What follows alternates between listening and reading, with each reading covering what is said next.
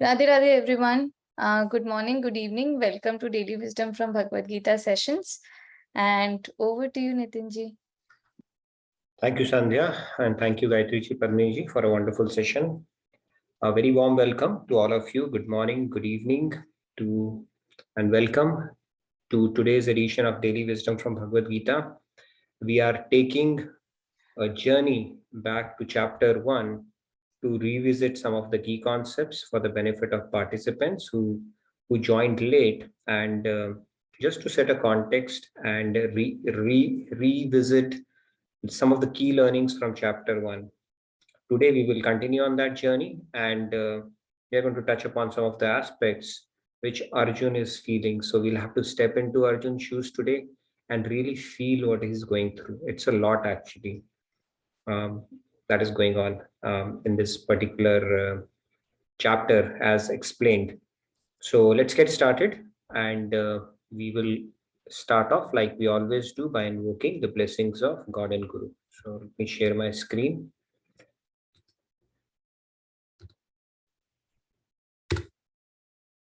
All right, you're able to see it. Let's get started with our opening prayers. Gurur Brahma, Gurur Vishnu, Guru Devo Maheshwaraha, Guru Sakshat Parabrahma, Tasmai Shri Guruve Namaha. Vasudeva Sutam Devam Kamsa Chanuramardanam Devaki Paramanandam Krishnam Vande Jagadgurum. Krishnam Vande Jagadgurum. Radhe Radhe, good morning, good evening, everyone. So let's get started. I picked up this 129 to 131 today. The predicament that Arjun is in, and because of which the symptoms that he's feeling is what is explained here in great detail. Baniji, you had some question to begin with?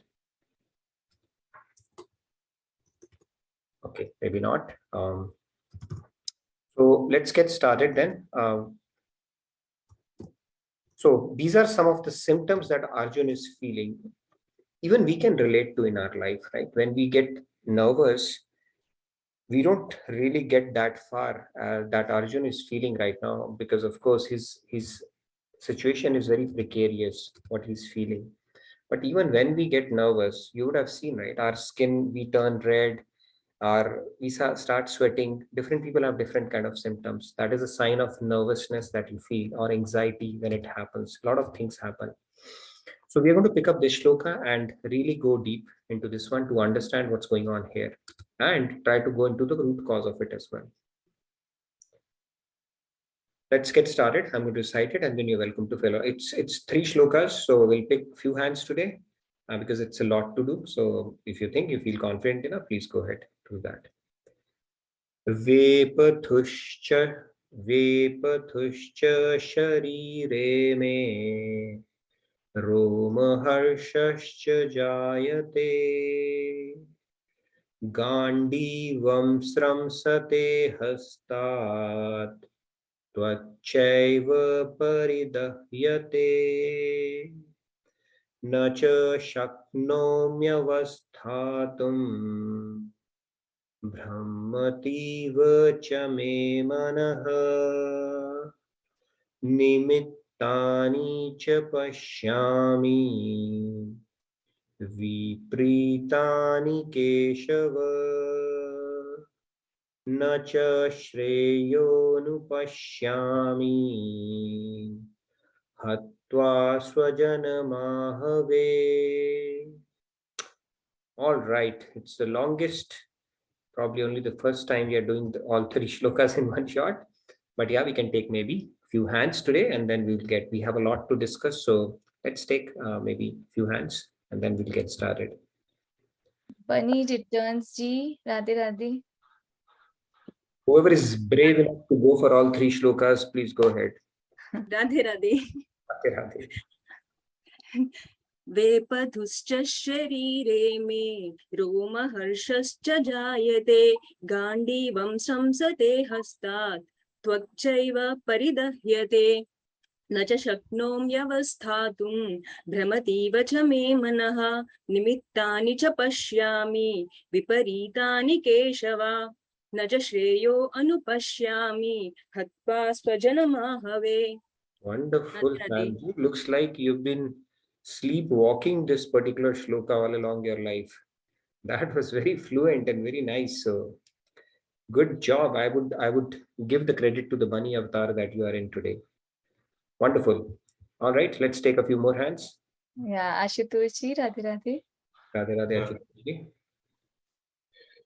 वेपयुश्च शरीरे मे रोमहर्षश्च जायते गाण्डीवं संसते हस्ता त्वच्चैव परिदह्यते न च शक्नोम्यवस्थातुं भ्रमतीव च मे मनः निमित्तानि च पश्यामि विपरीतानि केशव न च श्रेयोनुपश्यामि हत्वा स्वजनमाहवे. All right, looks like everybody's prepared for these shlokas today. Super prepared. Very nice, Ashutosh ji. Wonderful. Let's take the remaining hands. Yeah, Shyam ji, Radhe Radhe. Radhe Radhe. Radhe Radhe Shyam. तुश्च शरीरे मे रोमहर्ष च जायते गाण्डीवं स्रंसते हस्ताव वक्चैव परिदह्यते न च शक्नोमि व्यवस्थातुं भ्रमतीव च मे मनः निमित्तानि च पश्यामि विपरीतानि केशव न च श्रेयोनुपश्यामि हत्वा स्वजनमाहवे. Radhe Wonderful, Radhe. Shyamji. It has been an evolution, I must say, over the last 1.5 years. I remember when we started reciting it, how it used to go. Now it's like so fluent for pretty much all the participants, which is very wonderful. All right, let's take a few more hands. Yeah, Sumesh ji, Radhe Radhe. Radhe Radhe, Sumesh ji. Radhe Radhe everyone. वेपथुश्च शरीरे मे अमहर्षश्च जायते गाण्डीवं संसते हस्त्वा अवक्चैव परिदह्यते न च शक्नुमवस्थातुं भ्रमतीव च मे मनः निमितानि च पश्यामि विपरीतानि केशव न च श्रेयोनुपश्यामि हत्वा स्वजनमाहवे. Radhe Radhe. Very nice, Sumesh ji. Wonderful. Okay, we can quickly take the remaining 4 hands and then we'll get started. Riya ji, Radhe Radhe. Brother Riya ji.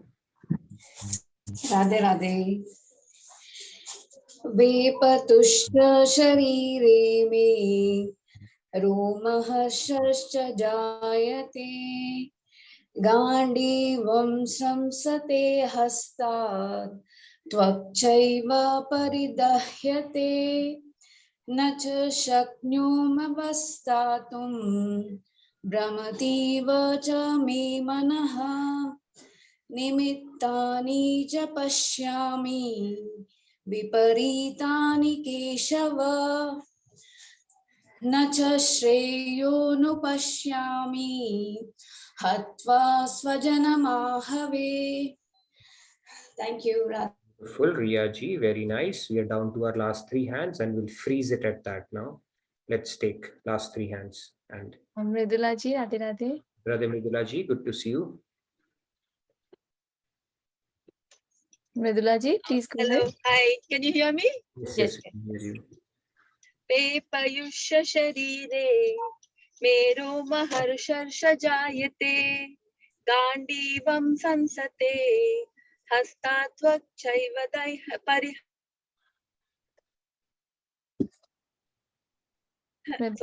हस्तात्वक्नोम्यवस्थातुं भ्रमतीव च मे मनः निमितानि च पश्यामि विपरीतानि केशवः न च श्रेयोनुपश्यामि हत्वा स्वजनमाहवे. Very nice, Mridulaji. Great to hear from you. Mridulaji is our shloka teacher for Balmukund, so it's a Wow. pleasure and an honor to have you in these sessions, Mridulaji. All right, we're down to our last two hands. Let's quickly do that. Yeah, Venkatji, Radhe Radhe. Radhe Radhe. Nitinji, I have a quick question as well. Like 31 slokas, I have a book actually. In that book, I have one more line actually. That one. Oh, you have one more line? Okay. We will cover that one more line tomorrow then. Okay. Okay, let's go with this So, one. Vepatuscha sarire me Roma harshascha jayate Gandivam samsate hastat Tvakshaiva paridahyate Nacha shaknomyavastatum Brahmativa cha me manaha Nimittani cha pashyami Viparitani keshava Nacha shreyo nu pashyami Hatva swajanamahave. Wonderful, Venkaji. Very nice. So last but not the least, Sandhya, please go ahead. I think we have covered, or we have froze. Let's go ahead then. Yeah, Radhe Radhe. वेपथुश्च शरीरे मे रोमहर्षश्च जायते गाण्डीवं स्मृशते हस्तात् त्वक्चैव परिधयते न च शक्नोम्यवस्थातुं भ्रमतीव च मे मनः निमित्तानि च पश्यामि विपरीतानि केशव न च श्रेयोनुपश्यामि हत्वा स्वजनमाहवे. Wonderful, Sandhya. You are a very quick learner. Very nice recitation. Okay, we can probably take one more, although we said, and let's take the last one and no more hands for today. Udayji, real quick, if you want to go. Radhe Radhe Udayji, please go ahead. Yeah, Radhe Radhe. Epatushcha cha sharire me Roma harsha cha jayate Gandivam samshate hastat Tvakchaiva paridahyate Nacha shaknomi avastatum Brahmativa cha me manaha Nimittani cha pashyami Viparitani keshava न च श्रेयो अनुपश्यामि हत्वा सजनम आहवे. Radhe Radhe. Very nice. Thank you so much, Udayji. So let's get started to the shloka. See, I'll tell you for the benefit of all the participants, when these recitations are going on, try your best. Even if you cannot understand the Sanskrit part of it, there is an English, letters there. Try to follow that. It is very auspicious to try to recite it because these words, they came out of God's mouth. So just by listening and trying to recite it is very, very, very auspicious and can be transformative. Like I've always stressed on this fact that this is like reading Bhagavad Gita is directly conversing with Lord Krishna. Okay, so if you really feel that, you will start seeing, start experiencing some of the transformation from within as well. That is how important it is. So let's get started now, and you can recite it as many times as every participant is doing, right? That is the benefit we get. Okay, so in this shloka, Arjun is saying, my whole body shudders, my hair is standing on end, my bow, the Gandhi is slipping from my hand, my skin is burning all over, my mind is in quandary and whirling in confusion. I am unable to hold myself steady any longer. O Krishna, killer of the Keshi demon, Keshi is referring him to as Keshi here. I only see omens of misfortune. I do not foresee how any good can come from killing my own kinsmen in this battle. Very valid question is asking, right? So much of bloodshed is like going to happen. He's going to be an instrument in that, and he's experiencing all this that is happening. So let's see what is leading up to this moment, which is letting Arjun say so. So yesterday we spoke about all the Shankhas and how the armies on each side have lined up. We looked at the numbers, right? 4 million people on the battleground. It was like a World War Zero. Okay, even before World War One, Two came, it was World War Zero. Much more in scale, I would say. So this is now. Let's move on. 121 to 22. After the conch shell stuff has been sorted out, all that stuff has happened. Now Arjun is saying, "Take my chariot to the middle of both armies." He tells Krishna, take it. Krishna has taken on the role of a Sarathi, by the way. Right? In this world, the president, if it comes and you ask him, can you go and do the janitor's job? He will say, come on, give me a break.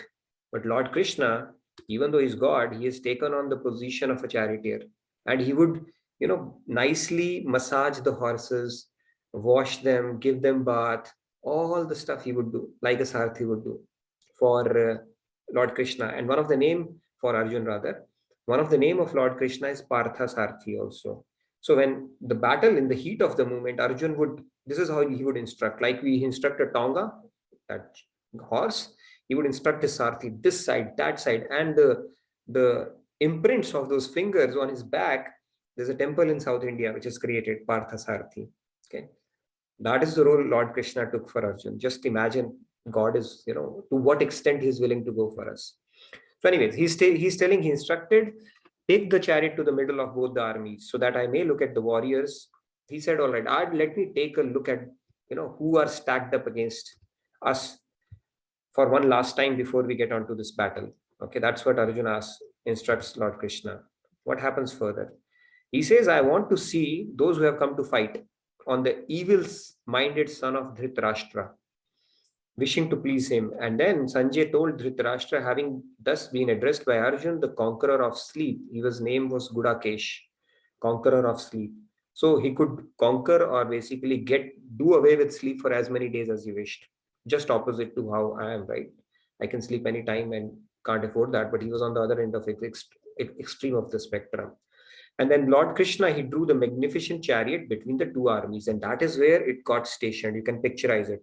Both the armies, the Akshani Senas that we looked at, 11, 11 and 7. So 4 Akshani Sena advantage Kaurava had to begin with. Plus they had infallible warriors such as Drona, Kripacharya, Bhishma, Karan.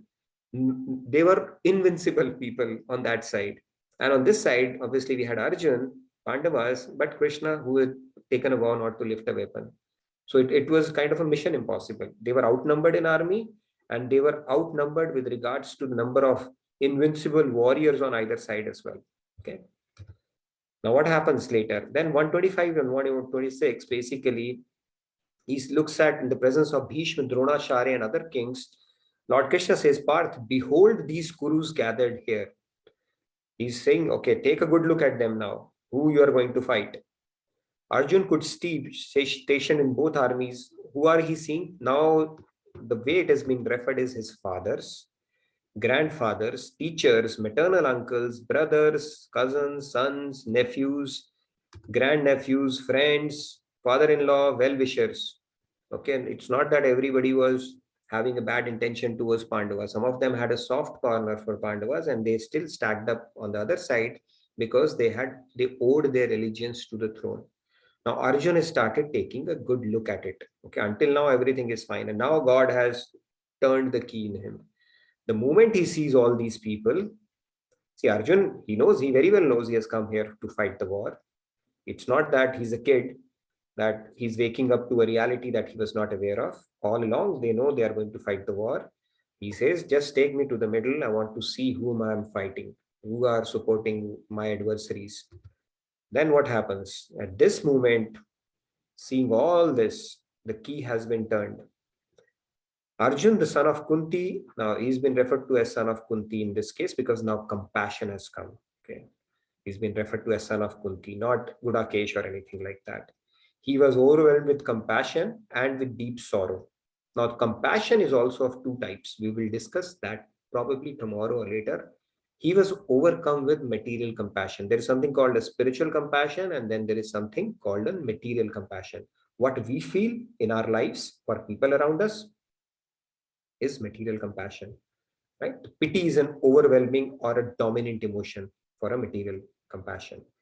Now, with compassion and with deep sorrow, he spoke these words. He said, O Krishna, seeing my own kinsmen arrayed for battle here, intent on killing each other, my limbs are giving way and my mouth is drying up. His mouth has started drying up already, and his limbs have started becoming weak. Seeing that sight, okay, that's what Arjuna started feeling. And that leads to the shloka that we are discussing, and which is what we are going to talk about today. Now, in this one, he's being referred to as Keshava, killer of a demon called Keshi. Okay, there's a quick story around that. Krishna and his friends, they were playing Madhumangal. Madhumangal was one of his friends who was very fond of laddus.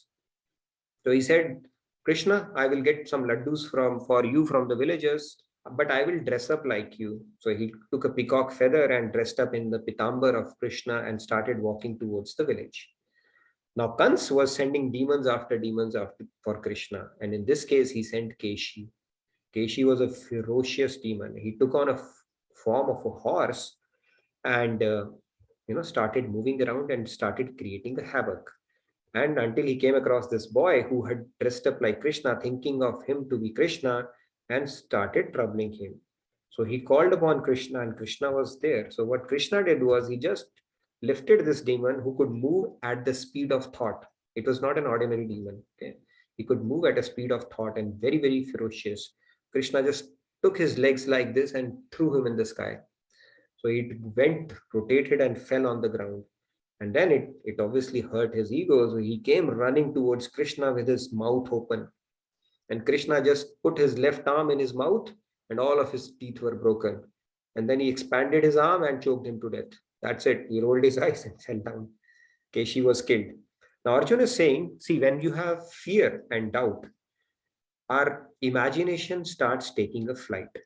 Right? We all have experienced this emotion when we start having a fear. Oh, what if this happens? Then this happens, that happens. Doubt also does the same. And that is why he's calling him as Keshi, because his mind has started going all over the place now. My father, grandfather, this, that. Tomorrow I'll tell you the stories that starts coming up in his mind. If I do this, then this will happen, and then this will happen, then this will happen, and because this will happen, this will happen. And he's giving an array of arguments to Krishna as to why he should not be fighting this battle. So, but he's smart enough or mindful enough to acknowledge that his mind has started taking a flight now. And he has a humility to ask Krishna that help me out. He's saying, Keshav, you are the slayer of that demon Keshi. Help me out in this kind of a situation. That's what he's asking Krishna. Let's see what happens then. Now, for Arjun, the thought of killing his relatives, it troubled him so much that his body started to tremble. It happens, we can imagine, right? When we used to have our exams in school, I would see people during board exams, regular exam is fine. If those pre-boards, people will come, have coffee, samosa, and go away. But when it is board exam, I have seen people fainting. They faint because of the nervousness. So much of pressure they put on themselves, they just faint. And Arjun is not fainting, but he's very distressed in this position. And he became so disillusioned. Disillusion means his mind or intellect is not cooperating. The decision making ability gets clouded in these kind of situations. Extreme stress when it happens. And he could only see bad omens. And now he's connecting dots. 1 + 1. Everything is bad around him now. He started seeing bad omens. Something bad is going to happen. And it is going to be very sinful, bad, something wrong that he's going to commit. Right? That is the discussion, mind you. Just create a map of it is what we are going to discuss later today. He's thinking now something bad is going to happen. And his Gandiv was also not an ordinary bow that he used to wield with so much of pride. It started slipping out of his hands and he got petrified. That Gandiv, he didn't even have to use it. Even the tankar, when he pulled the string of that, it would send shivers down the spine of his enemies. That is how powerful Gandhi was. And in this moment, that also started slipping out from his hand. Just imagine his situation at that moment, right? That is what he was feeling. Now let's have a bit of an understanding on what Gandhi is. Okay, this is Arjun with his Gandhi. Now this bow was kept by Brahmaji. Brahmaji, who is the Tritiya Purush, who was created this creation for 1,000 years. 1,000 years is probably a blip for Brahmaji, okay? But that is a bow that was kept with Brahmaji to begin with. He gave it to bow to the Prajapatis for another 1,000 years. Just look at the hands that this bow is going to. Then it goes to Prajapatis. Then Prajapati handed it to Indra, who used it for 3,585 years. I don't know why not 4,000 years, but 3,585 years. Then Chandra, he got it from Indra and used it for 500 more years. So much of power this thing had, and so price. And then Varun, he came in the possession of the bow and he used it for 100 years and gave it to Arjuna during the exile. That is how he got the prized position of Gandhi. Okay. Okay, so this is the quick recap of where the Gandiv came from, or the history of Gandiv before coming into Arjuna's hands. Now, the symptoms that Arjun is experiencing, let's look at what is happening to Arjun right now. It can happen in two situations. Okay, what are those two situations? Let's look at those. It's a problem. By the way, I wanted to make a quick announcement because we have pretty much everybody today. Tomorrow's session is on, so that's a good news. Tomorrow's session is on, and Monday session is on as well. So previously, I think we spoke about that Friday session may have to be called up, but it's on. Just wanted to let everybody know. Monday session is also on. The not so good news, again, depends on how you look at it, is that we may have to tweak it because we have a hard stop at 10. There's another session after that. So the chanting session we may have to shorten or maybe do away with on Fridays. We'll see how that goes. But the session is on, that is good thing. So please come up tomorrow as well at the same time. Now let's continue. The symptoms experienced by Arjun can happen in these two situations. The first one is great spiritual ecstasy. If somebody is in that, these symptoms manifest in that as well. It is called Ashta Sattvic Bhav. Your body will tremble, your hair will stand on its end, your body might even turn white. Okay, these kind of symptoms do happen in both extremes. In this particular case, it's not Ashta Sattvic Bhav, but Ashta Sattvic Vikar, you can say that. Now, what's happening to Arjun here is, or it could happen out of great fear. And as we can see, this is definitely born out of great fear and not ecstasy, right? What is happening? He's seeing Gandiv slipping out of his hand.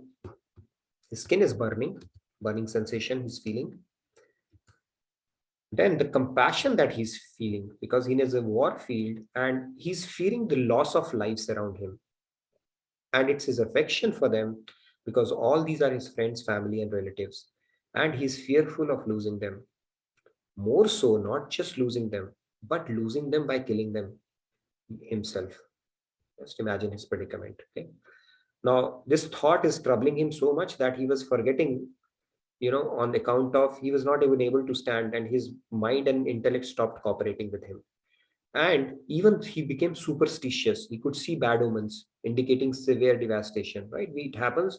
I got this dream, the cat crossed the road. When our mind is in a negative, right, we all start connecting the dots. Something bad is going to happen, Billy Rasta kat gayi, and this happened and that happened, and all that stuff starts happening. Arjun is also falling to that trap. Okay. He's thinking that something bad is really going to happen here. So it's all born out of, as I said, it's definitely born out of fear and not out of ecstasy, all these symptoms that he's experiencing. So what? Now, fear. Let's look at the fear aspect of it. It's a pretty common emotion. We all go through that at different stages. Now, it could either be false evidence appearing real, right? Some speculation that we create in our head may or may not happen, builds anxiety, all that stuff. Or fear could be channelized. Obviously, terms and condition apply there. Not everybody can do that. How can somebody do that is something we will look into as well. Face everything and rise. That is also opportunity, right? With fear, you can either take it this way, where you become paralyzed, terrified, or you could look at it as that as an opportunity to just embrace it, bring it on, and rise. Take it on as a situation that you can use to catapult your spiritual journey. Yesterday, I think this question came up. The troubles that we face in life. So those could actually be opportunities. But we'll look at this fear aspect of it. What is this fear, and how could we look at it? So when I say terms and conditions apply, that means I'm going to stop my share and share my screen again so that the audio comes up as well. The term and condition is, obviously you need good guidance for you to look at fear or these emotions in the right light. And that guidance can come in either in form of Krishna, that benefit Arjun had, or it can come in form of a guide, mentor, or a guru in your life. If you're fortunate enough, then you can see all these emotions, all these adverse situations in proper light, and can actually use it for your spiritual growth as opposed to getting stuck or derailing your journey. Fear can, people become paranoid when they keep on harboring on a particular thing. They can become paranoid. What if Arjun had become paranoid and run away from the field? He didn't stop there, right? He's asking Krishna. He had that benefit. Similarly, we all also have a benefit in the sense that when we seek genuinely, God will arrange so that we start getting guidance from this universe in form of a guru in due course of time. So let's look at this emotion. I found an interesting video which I'm sure you are going to relish on this particular topic. So I'm going to play that. Give me a thumbs up if you're able to hear the audio. That way I know that it's working.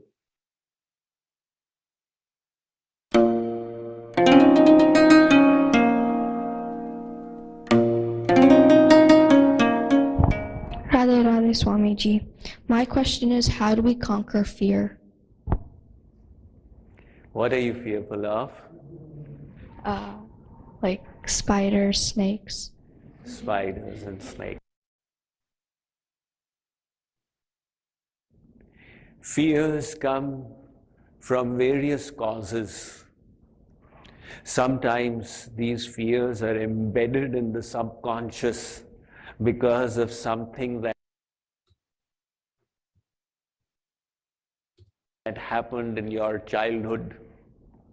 If in your childhood you were a lizard climbed onto you, that left a mark in your subconscious which is causing the fear again and again. Sometimes these fears come from past lives. There are people who are claustrophobic. They fear small spaces. One claustrophobic lady, she asked me, Swamiji, when you sit in the car, don't you become fearful? I said, the thought never came to my mind. She said, I become extremely fearful. She is claustrophobic. There is the MRI machine.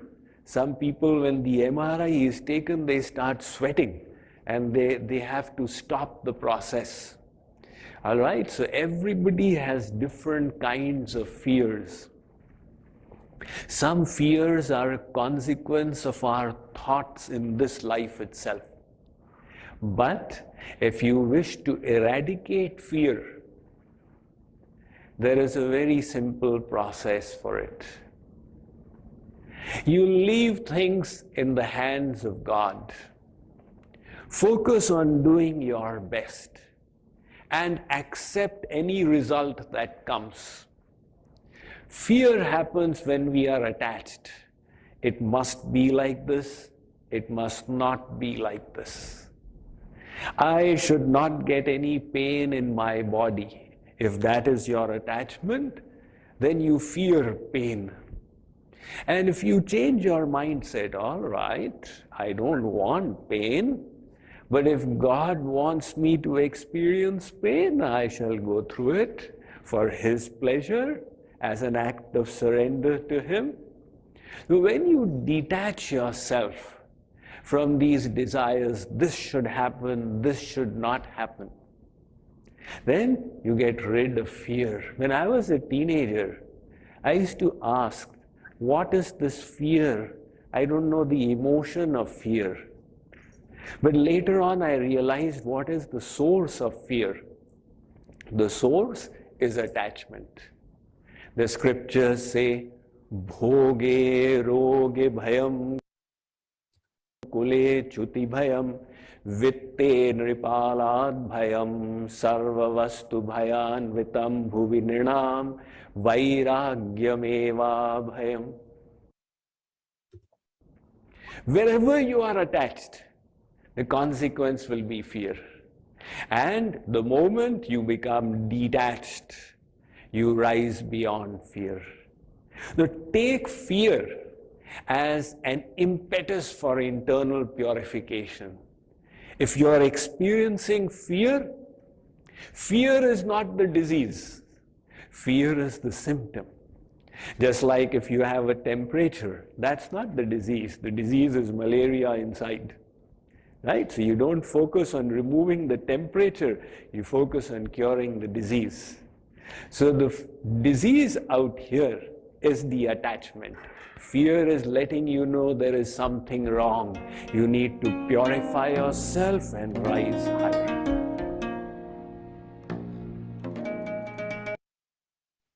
All right. Another powerful tip Swamiji gives around this concept is that one way to tackle fear head on is to, it's a very powerful tip. Just think about it. It's pretty deep. To accept the worst, make peace with it, and then whatever will happen will be a bonus. So simply accept the worst, accept, simulate it in your head that you are completely peaceful with it. It will not only increase your surrender, but also give you ability to take it head on, as opposed to covering your head and wishing away that it will go away and everything that will happen, as I feel or as I wish, kind of a deal. Anyways, so Arjun, the state that he is in right now is pretty, what do you call that? Concerning. Yes, Pragya, you had a question? Yeah, Radhe Radhe No, Pragya. sorry, I didn't have a question. I just wanted to say a beautiful thing.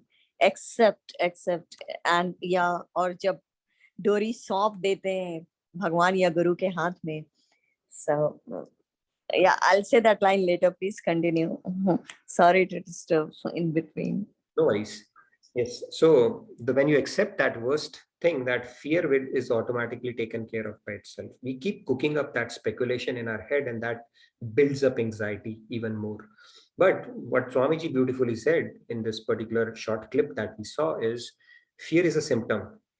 The root cause is an attachment. And Arjun is also experiencing the same, because the emotion that he's feeling is born out of attachment and a material compassion that is happening. That is what it is starting. And that's where Lord Krishna's message is going to start now. We will again do that journey. We'll see it very systematically. And we saw that Arjun, first this whole thing starts, and then they all blow their conch shells. Now they've come to the middle of the battlefield. And after coming to the middle of the battlefield, he's taking a stock of all the warriors around, like a cricket batsman. He takes stock of all the fielders, okay, before taking the strike. And at that moment, Krishna turns the key, and he started feeling the Ashta Sattvic Vikar. Okay? That is where Arjun is. And then once Krishna starts, he also, like a good teacher, is not going to give him the topmost message just like that. He will start building it up layer by layer, right? To cater to pretty much all segment of students. Not everybody is like Arjun. But Arjun is very smart. He's asking Krishna, if this is then what? If this is the purpose of life, why should I do that? And that's how this dialogue, beautiful dialogue, unfolds for the benefit of all of us. Now, Arjun, the situation he's in is kind of an abyss, right? Kind of a dark tunnel one person is. So if you look at it, it's a bit like what you see on your left-hand side, right? If you see, this is a dark tunnel, but he has a hope. That is why he's asking Krishna that, Krishna, you are Keshi. He's asking him Keshav. And if you see, this is a dark tunnel. And after that, what you see is the ray of light that you saw at the end of the dark tunnel was actually a train coming in the opposite direction. How would you feel? Right? That could happen in our lives. But in case of this particular situation, Lord Krishna is going to dispel his doubt. And this is the journey of Bhagavad Gita as it is going to unfold, because he has the benefit of the best teacher, Jagat Guru, original Jagat Guru, right? We say that prayer at the beginning of our Bhagavad Gita. Right? Kamsa Chanur Mardanam Vande Jagat Guru. We say that, right? So now what does Krishna say is what we are talking about, the fear aspect of it. Now, what is leading to it? Excessive attachment that he's experiencing for the material thing. It puts a man in such a bewildering condition. In this case, he's attached to his relatives. The moment he looks at those adversaries in form of his relations, that is when his knees start going weak. Okay, and he's gripped with fear. And it is a speculative event he's creating in his mind. Now it's an excessive attachment that is the root cause of it. We also experience that in our lives, right? We know that emotion. In Bhagavatam 11th canto, it says, if you look at it, Bhayam Dvitiya Bhivineshatasya. It says fear arises when a living entity or Jeev misidentifies himself as the material body. Okay, that is how the Gita's message is going to unfold, start off with, right? He is going to shake Arjun out of his zone, ignorance zone that he has created, of course. That is the first thing that will start when we start talking about the chapter 2 and summarize it like we are doing the chapter 1. We will see how Lord Krishna is going to tackle the questions that Arjun is putting across. Okay, and then because of it, we get absorbed in external illusory energy of the Lord, which is called Maya. And this fearfulness and loss of mental equilibrium, which is a byproduct of becoming fear and anxious, they get affected by material conditions because they are too attached with their body or materially related things. That strong attachment. In fact, when we die, we have so much strong attachment to even our body. Every day when we wake up, we look at the mirror, we think this is who we are. Right? So it is said when we die, the astral cord is cut. Like umbilical cord is cut when a child is born, astral cord is cut where our soul is cut from the body. Who does that? Mr. Yamdut does that. Okay, it's his privilege and honor to do that lifetime after lifetime. It's a painful process, of course, and it takes us time to get a closure also because we are so attached to our body. That's why those rituals are there, right? Terwa and third and all that stuff, because we look at our body and it doesn't sink in. This person that I'm looking at lying in front of me is truly not me. And people who have ND experiences, who leave their body and get into their actual thing, they don't want to get back to that body because it's just like parrot getting encaged. That is a feeling they get. Right? Anita Nurjani is a lady who has written a book. She cured her cancer. Okay, it's a pretty. I mean, I won't recommend read that, but it's a pretty interesting thing. I read long back when I was dabbling with spirituality to begin with.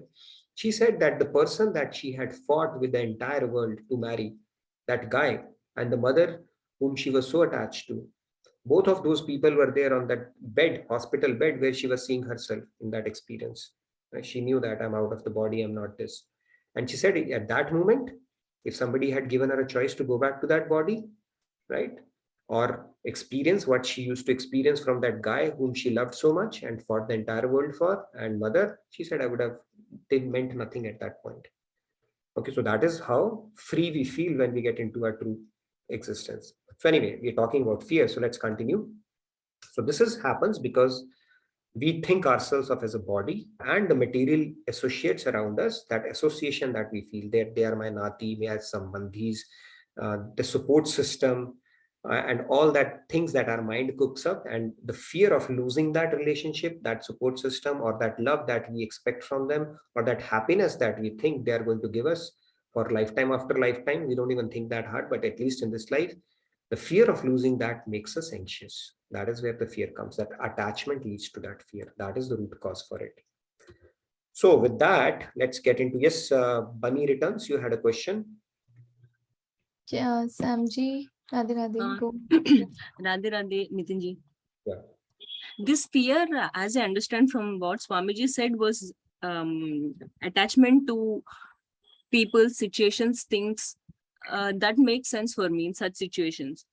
But like the girl asked in the video, a fear to spiders, I don't know how to deal with that.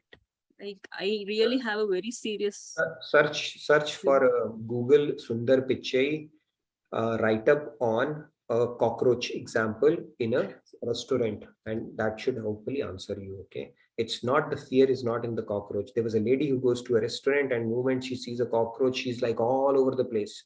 She has that fear because of whatever reasons might have been, past life, this life, or the perception she has built. And then the waiter comes, he calmly picks it up and throws it off. He was not fearful.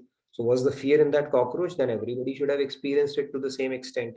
It's our perception related to that object that gives us a sense of fear, love, attachment, happiness, whatever it is. It's our inner world which is causing all these emotions, nothing to do with the reality as such, right? So that girl asked for a simple question, but Swamiji actually answered that question in a broader respect, so that he can tackle that basic question itself. But we can talk more about it. So yes, that fear can stem from a lot of reasons, a lot of causes. Could be our past life thing, right? If somebody has died in a closed space in our past life, chit is the same, right? They may feel claustrophobic. There's a doctor, I think Edelweiss or somebody, he would cure people by doing life regressions. So they will take them to the past life. So a lot of people who are gluttons, obese, who eat a lot, they have probably died a death in the past, in the previous lives, where they have died out of famine.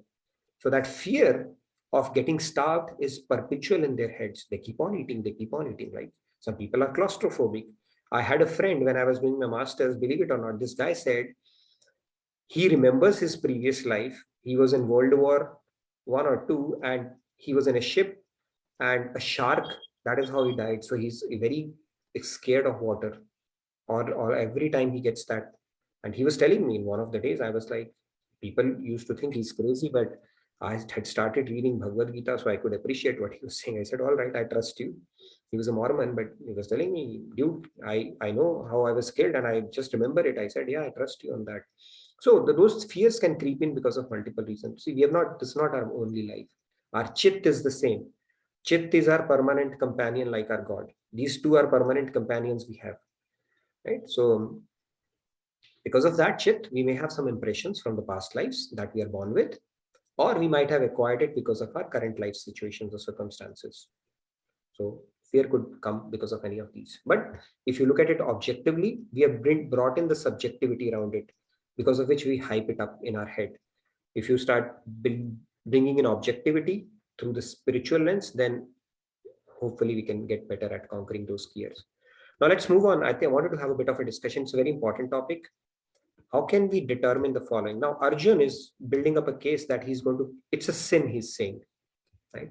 Now, how can we determine the following? Right, wrong, good, bad? They are very subjective, contextual things. Right? How do we answer that in a particular situation? Is there a silver bullet or a formula we can apply in any situation? And I'm going to give you case in point of how Karan was killed, how Drona was killed, how Bhishma was killed, how Duryodhan was killed. Right?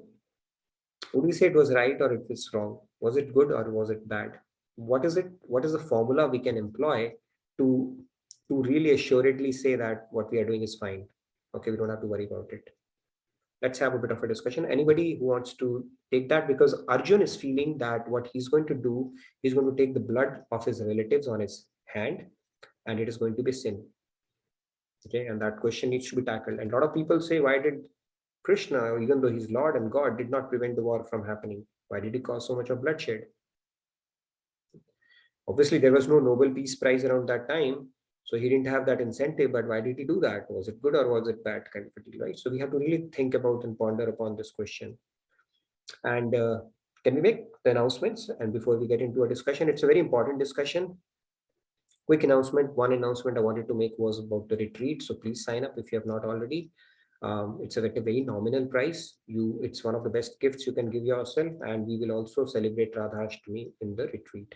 So do sign up, and we look forward to seeing you on the retreat. There are a lot of things planned for online participants as well. So do avail this wonderful opportunity, and Bhagavad Gita chapter 7 is going to be covered there as well. So it's going to be an awesome experience. All right, now let's take some hands and see what do we have to say. Again, I want to remind tomorrow's session is on, Monday session is on as well. But we'll continue to have hard stops on a few days, and we will tweak our session so that hopefully we can continue to have a bit of chanting as well, towards the end. All right. Yes. Anybody who wants to take this question? It's a very important question. People say, what is right, what is wrong? It depends. It depends. Yes, it depends. But depends on what is something we need to know. Okay, we have Rahulji's hand raised. Radhe Radhe Rahulji. Radhe Radhe Rahul. Radhe Radhe. I think it depends, but any work or deed which is done in the accordance to the will of God and Guru, जो भगवान और गुरु के निमित्त किया जाएगा, तो वो पाप भी पुण्य बन जाएगा. So I think that is the answer. Great. Yeah, we'll explore that a little more. Very nice. That's a great way of looking at it. But then the next question somebody would ask is, how do I know what is God and Guru's will, right? So, yeah. Okay. Right, Rahul. Wonderfully stated. Let's take a few more hands. Pragyadi wanted to add something and she wanted to sing something as well. So let's hear her out and then we can take over. Yeah, Radhe Radhe Pragyadi. Radhe Radhe, Nitin, Sandhya. Yeah, my answer is what Rahul ji said. कि जो भी कार्य भगवान के निमित्त है, there's no question of right or wrong. In the case of Hanuman ji or Arjun or like, and From Swamiji's video, when Swamiji was saying ke Bhagwan ke upar chhod do, it reminded me a line from Maharaj's bhajan or couplet. छोड़ दो उनके हाथों में डोरी, वो कृपालु है कम दिन नहीं है. Yeah, so for those who are on this path, the best thing is, as humans, agar fear aa raha hai, the best thing is to leave it in the hands of God and Guru, that He will do what is best. He is our protector. At least we have to move with that minimum faith on this path. And yeah, the answer to my question is what Rahul ji has said. जो भगवान के निमित्त हो वो पाप भी पुण्य होता है. Beautiful point. So, Thank you. yes, very nice, Vagari. And yeah, that's a beautiful bhajan. छोड़ दो उनके हाथों में डोरी, वो कृपालु है तंग दिल नहीं है. Very nice. So in continuation with that, see, there's another part to it from our regular day-to-day life standpoint. They say sports not only build character, but they also reveal it. Okay, there's a famous saying, it reveals the character as well, and it is very true. If somebody, when you play with them and they are cheating, they would have that tendency in real life as well. But the point there is, when the life applies a squeeze on us, turns the screws on us, that starts revealing our true nature. So when things are smooth, we don't have to face adversity, then we are fine. We will put up our best behavior.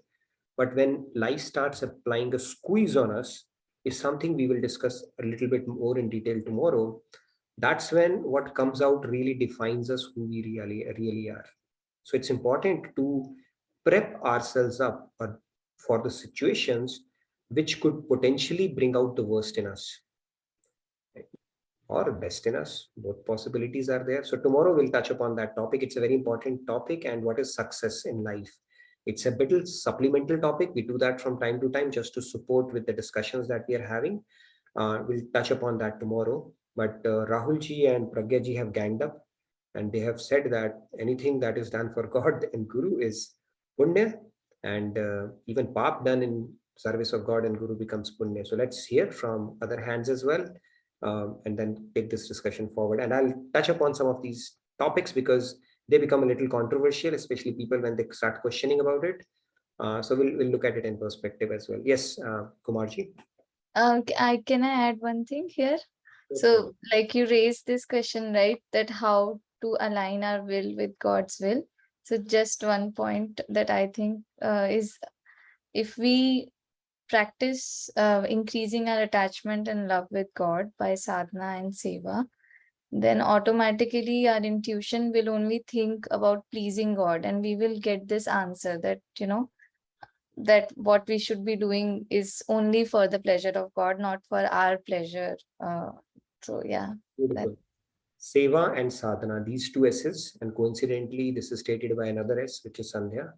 And let's add another S, which is satsang, that we are doing. These are some of the things that we need to add in our day-to-day life. Seva, sadhana, satsang. And that will enable us to develop an intuition or giving more and more control to God on our day-to-day decisions, right? God takes control to the extent that we are surrendered. And when we do these three activities, they are actually helping us in increasing our surrender as well, because the chintan is always, something more than about yourself alone. Like most of the people, living for yourself is a thing that we have anyway done. But when you start aligning to save, and I told, right, when I went to that Gartner conference, only good thing that I understood there was, which I really liked, was the fact that they said that modern studies actually support that in order to beat stress and in order to beat the fatigue that people are facing is to do something for others. Even though you are tired, do that act for others and it will energize you. Modern scientific study supports that as well. Medical science supports that as well. Those hormones, production of those hormones supports that as well. So great point, Sandhya. Thank you for sharing that. Let's hear from Kumarji, and a couple of other hands are raised as well. And just one more question that Ashutosh ji has asked. How are devtas punished when they are bhog yonis Yeah, that's what he wants to ask. That's a good question. I had asked this to Swamiji. They are in Bhogyoni. So the punishment for Devatas, I would say, is that once their account gets depleted, they can become an ant. Okay, it's not that they will continue to enjoy the luxury, 5-star luxuries at that point. So Bhogyoni, Dev Yoni is called Bhogyoni, where it's a withdrawal only account. You are given 100 million to spend, but they keep on decreasing. You can't make any additions to that. And once that is finished, you fall down. You could become an ant, or you could become an earthworm.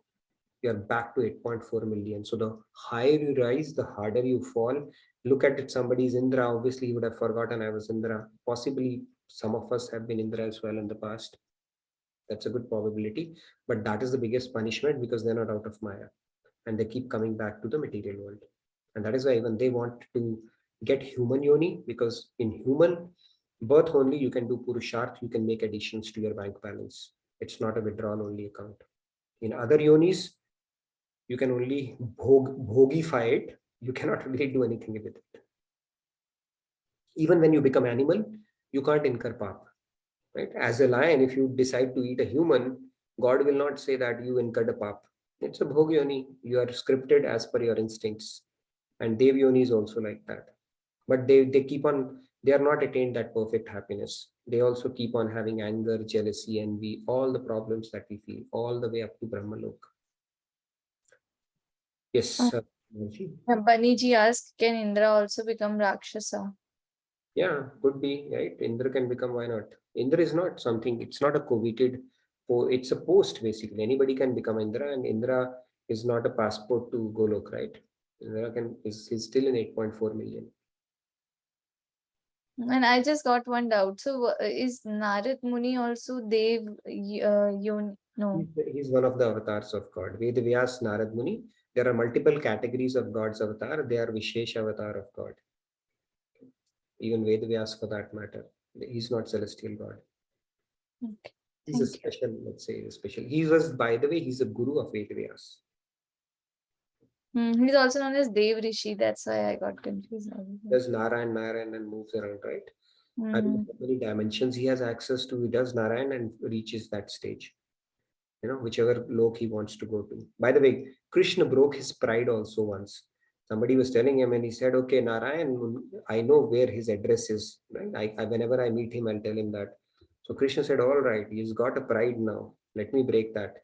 Because Narayan thought that I am a big devotee, so I can find God whenever I want. I just have to do Narayan and find him. So there's a nice Leela in Bhagavatam where Krishna is like nowhere to be found after that. So he broke his pride around that as well. But anyways, we'll not digress. Yes, Kumarji, you had a... Yes, Kumarji, Radhe Radhe. Please go ahead. Radhe Radhe, Nitinji, Sandhya and everyone else. By the way, Sandhya I just want to say that you have your wallpaper. That's my most recent favorite image of Krishna. Just enjoy. I have it on my computer, on my phone as well. Enjoy watching it.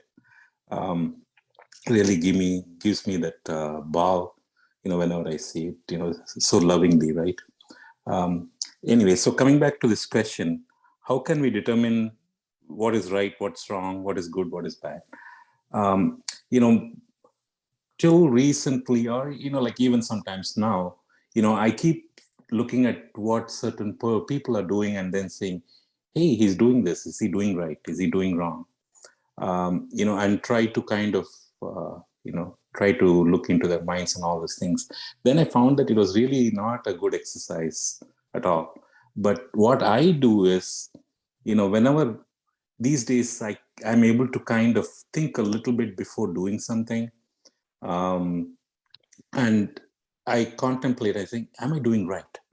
And I wait for a few minutes, even let's say sending an email or sending an instant message to one of the people reporting to me, right? Let's say the person is doing something totally wrong.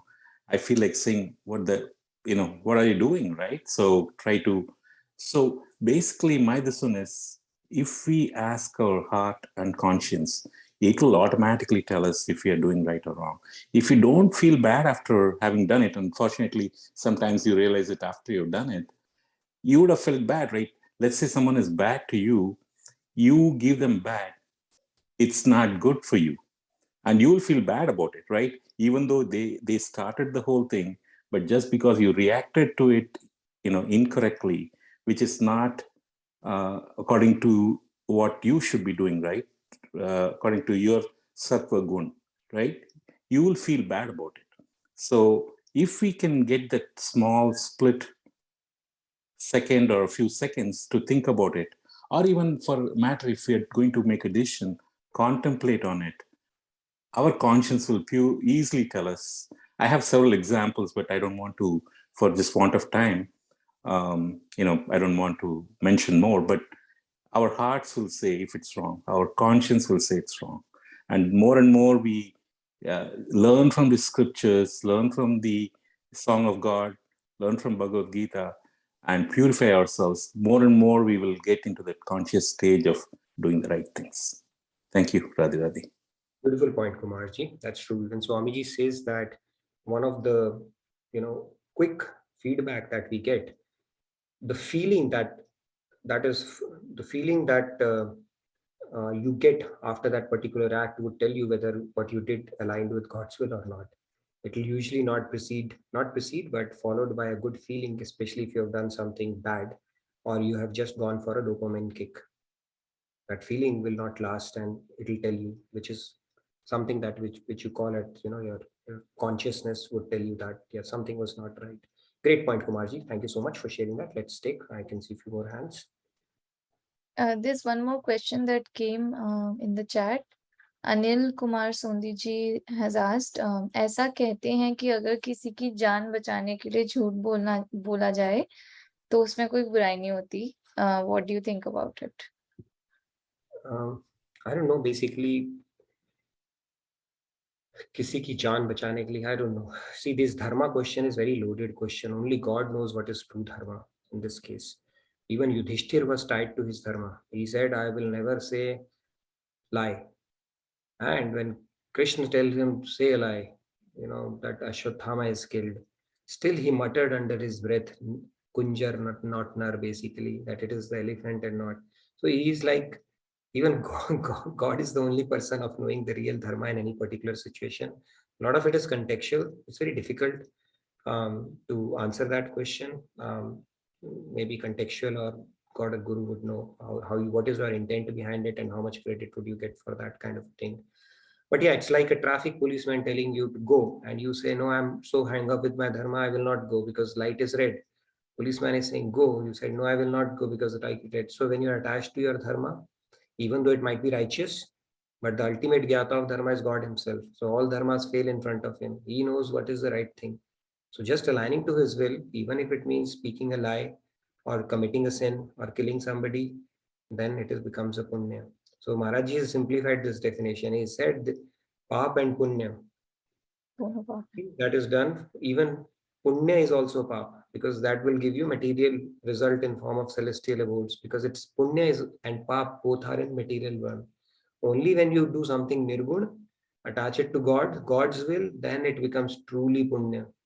Material punya and pap both are paps, he says. It's a very deep definition, but that's how it goes, because you get material rewards for pap and punya. If you are good in life, which is a good thing, you are helpful, you are honest, you wish well for everybody, you do charity, all that is good. But in grand scheme of things, it will still keep you in material world. It is not giving you a ticket out of this material world. So in that sense, it is still a pap if you have not done it for the pleasure of God. So it's a bigger definition, like Rahul started off in Pragari, said as well. And Kumarji also adds to it, saying that you do not want to save a terrorist from an army. Yeah, I mean, to save some life, it's a contextual, that's what I'm saying. It's very contextual around this part. And we will not know what is God's will in that situation. Maybe God's will is Honi is for that person to get punished. We don't know. We don't know, right? So unless we can crack God's head, it's very difficult to know that, those kind of a situation. So I think only thing that we have control over is purity of intention and sincerity at heart. But dharma becomes a very, very loaded and a tricky situation, because as far as material dharma is concerned, right? People give their own definitions of dharma. Okay, as a wife I have to do it, as a kid I have to do it, as a father I have to do it, and this is my dharma, this is my higher dharma. Nobody knows dharma. It's all our definition, imperfect definition, because of our material conditioning.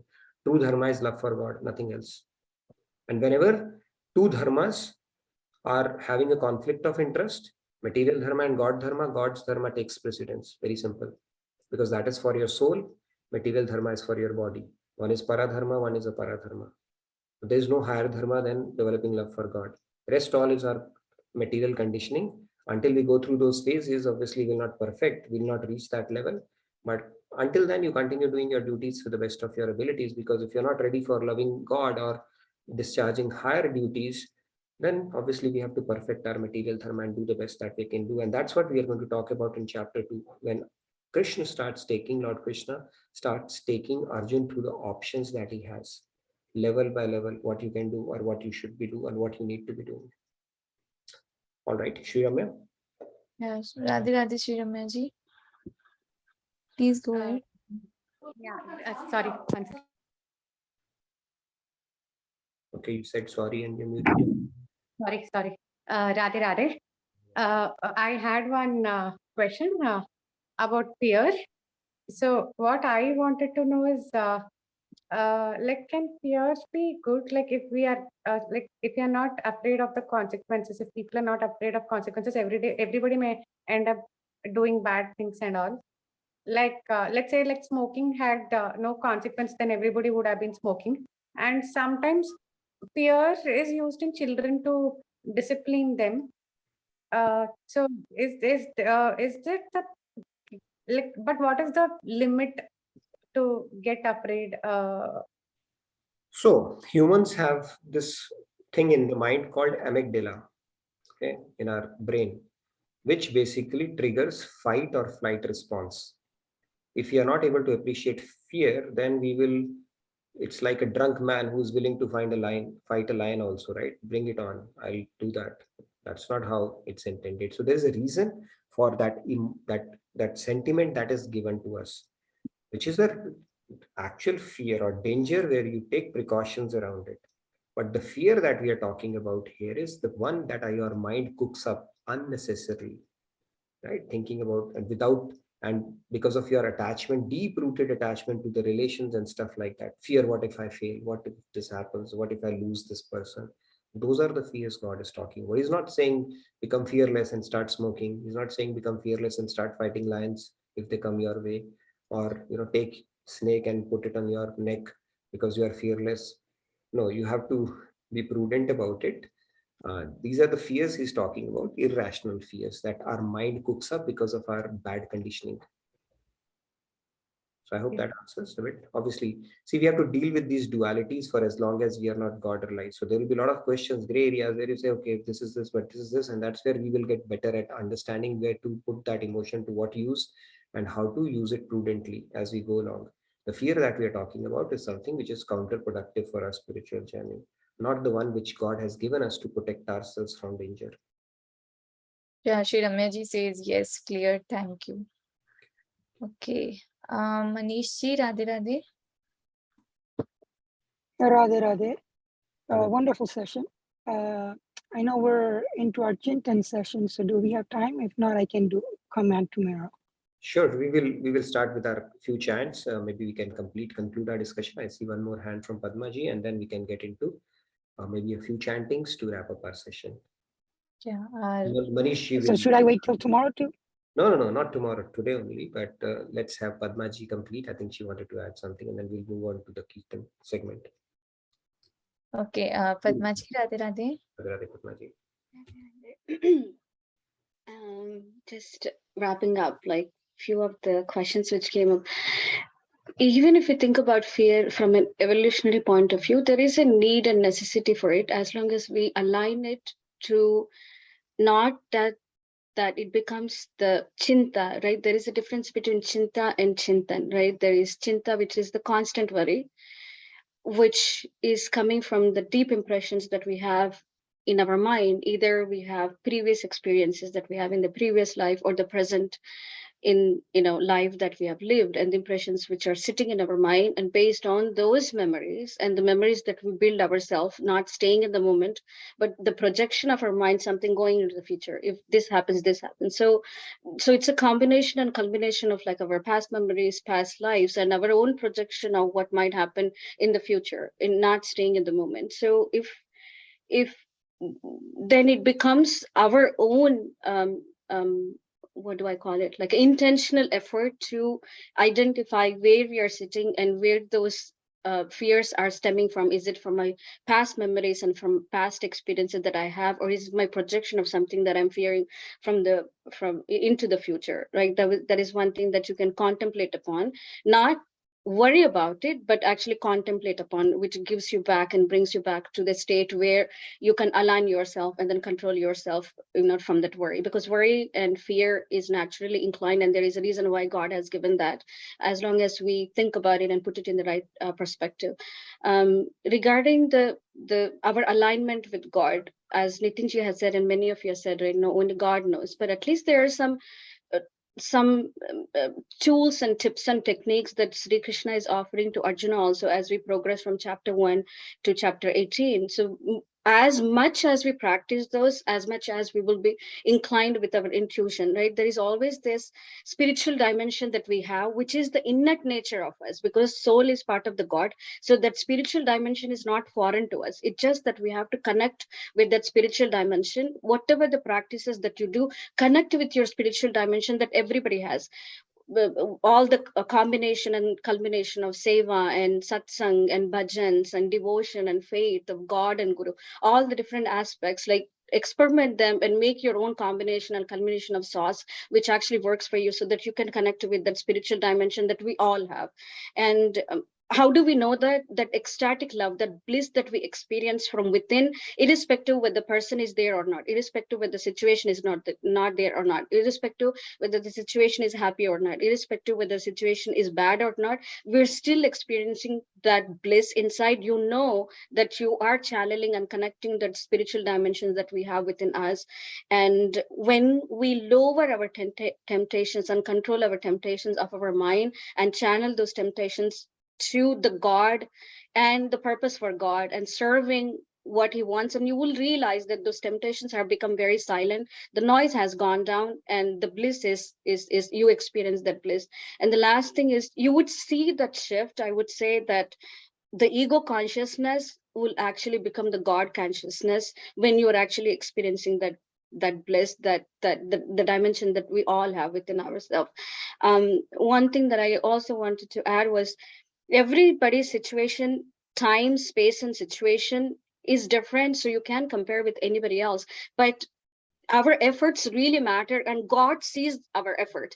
He might not look at the product, and we shouldn't be looking at the product, but look at the process that you're going through and enjoy the process with the purity of intention and the purity of heart.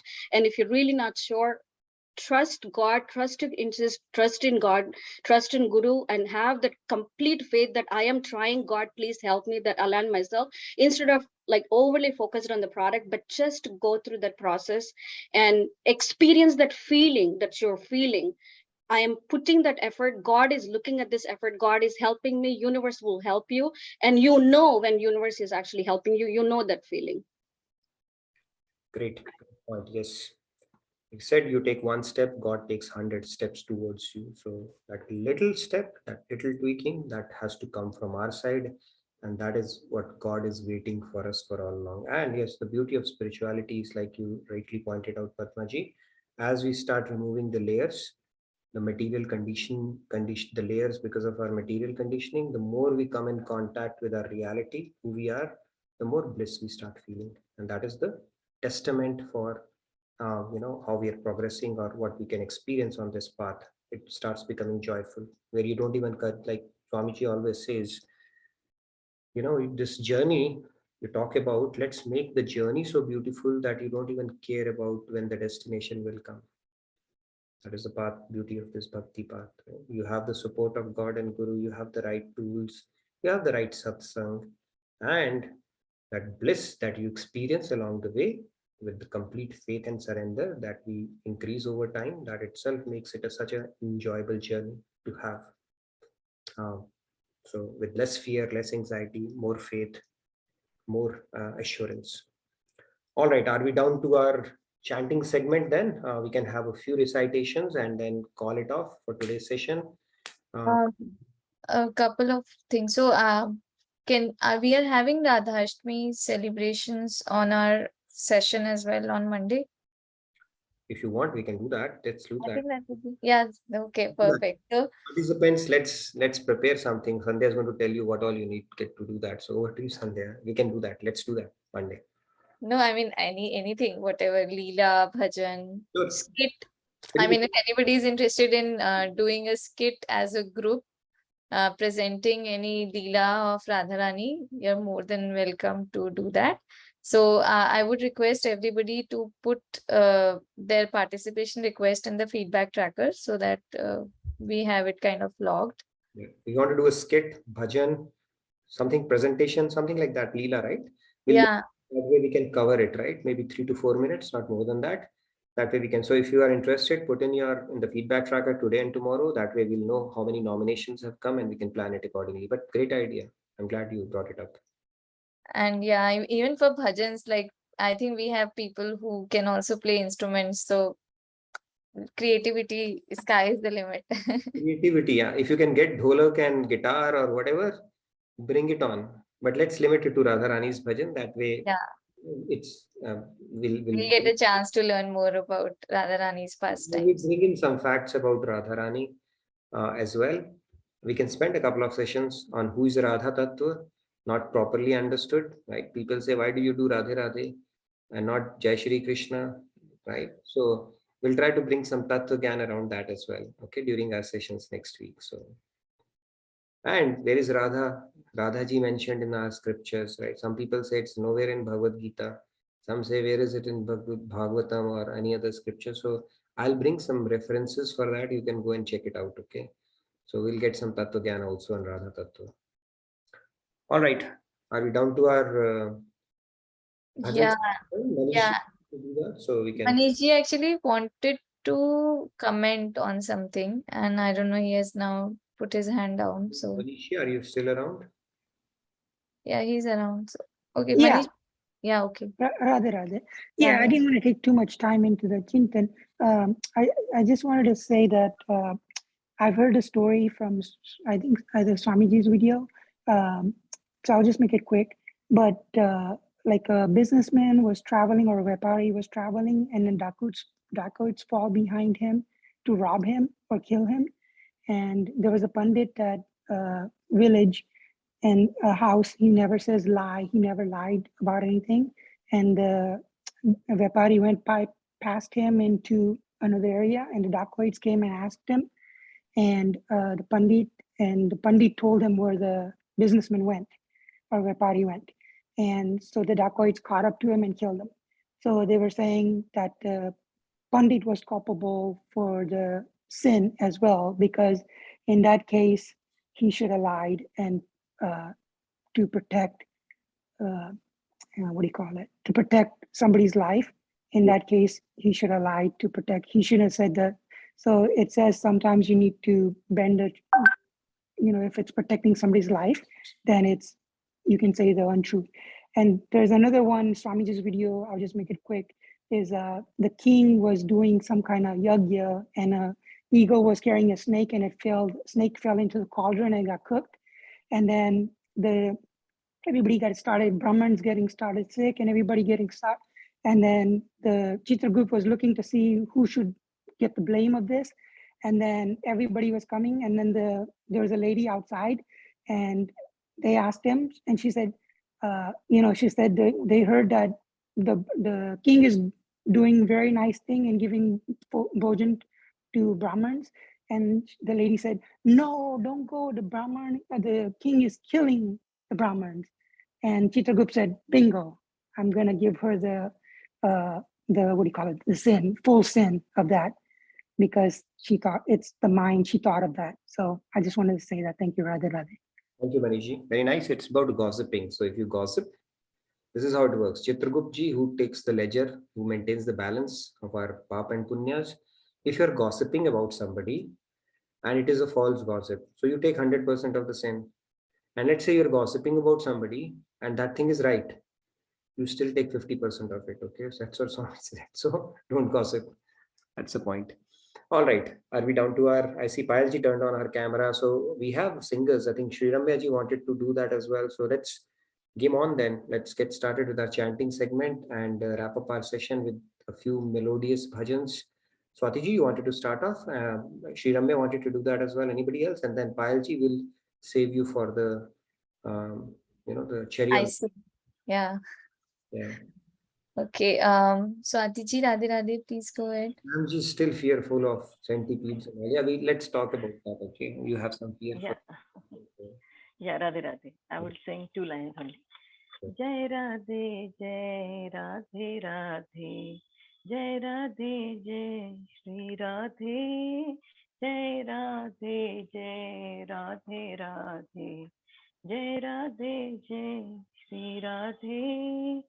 नहीं भूलू तो है पल हुआ थे करहु कृपा असि श्री राधे करहु कृपा अस श्री राधे जय राधे जय राधे राधे जय राधे जय श्री राधे.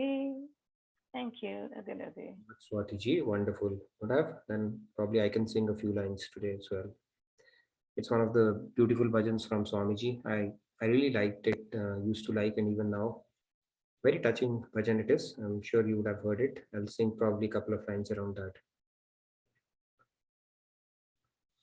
हे नाथ अब तो ऐसी दया हो जीवन निरर्थक जाने न पाए. हे नाथ अब तो ऐसी दया हो जीवन निरर्थक जाने न पाए.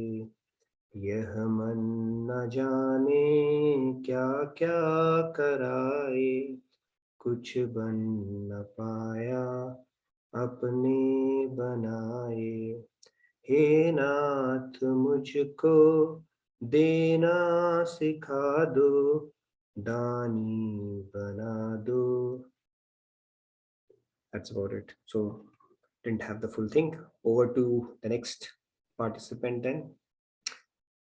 So do we have Sri Ramya ji also? Ramya ji, you wanted to sing something?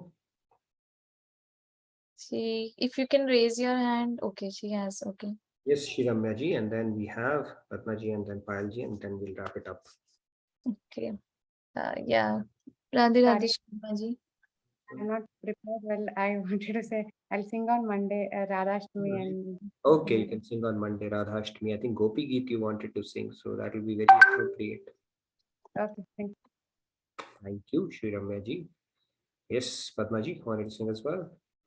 Yes, Padma ji, Radhe Radhe. Radhe Radhe. Because it's all Ganesh Chaturthi, I'll just do 4 lines because it's already like 10:24. प्रणम्य शिरसा देवं गौरीपुत्रं विनायकम् प्रणम्य शिरसा देवं गौरीपुत्रं विनायकम् भक्तावासं स्मरे नित्यम् आयुष्कामार्थसिद्धये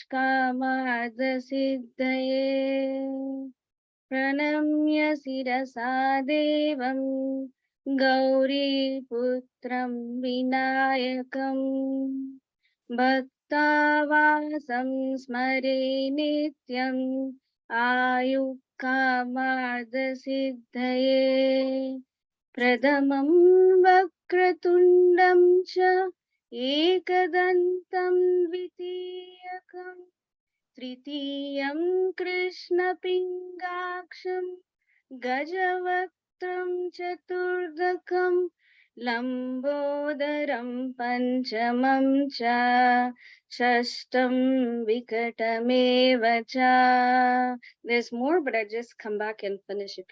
प्रणम्य शिरसा देवं गौरीपुत्रं विनायकं भक्तावासं स्मरे नित्यम् आयुष्कामार्थसिद्धये.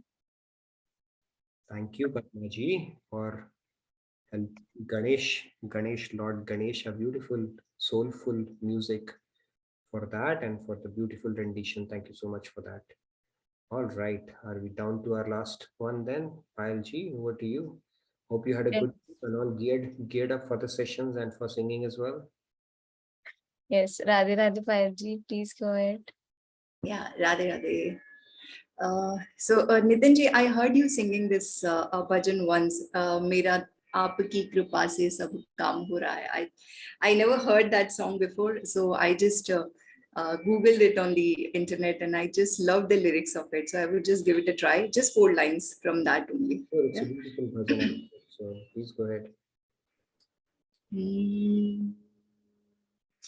मेरा आपकी कृपा से सब काम हो रहा है मेरा आपकी कृपा से सब काम हो रहा है करते हो तुम कन्हैया मेरा नाम हो रहा है मेरा आपकी कृपा से सब काम हो रहा है मैं तो नहीं हूँ काबिल तेरा पार कैसे पाऊं टूटी हुई वाणी से गुणगान कैसे गाऊं तेरी प्रेरणा ही से ही सब कमाल हो रहा है मेरा आपकी कृपा से सब काम हो रहा है करते हो तुम कन्हैया मेरा नाम हो रहा है मेरा आपकी कृपा से सब काम हो रहा है Thank you so much, Radhe Radhe. There are a couple of more stanzas. I loved it, but we will sing it some other day. We'll actually plan for a Roop Dhyan with bhajan, your segment we can create, trust me. You just go with the flow and you can actually do Roop Dhyan as well. That means everything is falling, every note is falling at the right place. Loved it. Very, very nice. I was able to get into that zone, a little bit. So thank you so much for that. Okay, great. So with that, we come to the end of our session today. I think we can skip our closing prayers. It was such a beautiful state we are all in. So I look forward to seeing you tomorrow, sharp at 9. And for another session, tomorrow we are going to discuss about when the squeeze is applied, what happens, what comes out of it, and touch upon a bit about what's true success in life. So we'll have a discussion around that. And then next week we'll do Radha Ashtami, and we have a little bit of ground to cover on chapter 1, maybe one more session, and then we will get into the chapter 2 journey, all along how we have come so far, and then we will take the key highlights from chapter 2, key highlights from chapter 3, and 4th chapter anyway we are on. So it's always good to recap those concepts and start building a mental map of Bhagavad Gita. That will really help. All right, thank you everybody. Anybody last closing words, or we are good? Otherwise, I look forward to seeing you tomorrow. We are clocked 10:30. Radhe Radhe, and thank you for your enthusiastic participation. Have a wonderful day, great rest of your evening, and I'll see you tomorrow. Yeah, thank you everyone for an engaging session, and see you all tomorrow. Radhe Radhe. Radhe.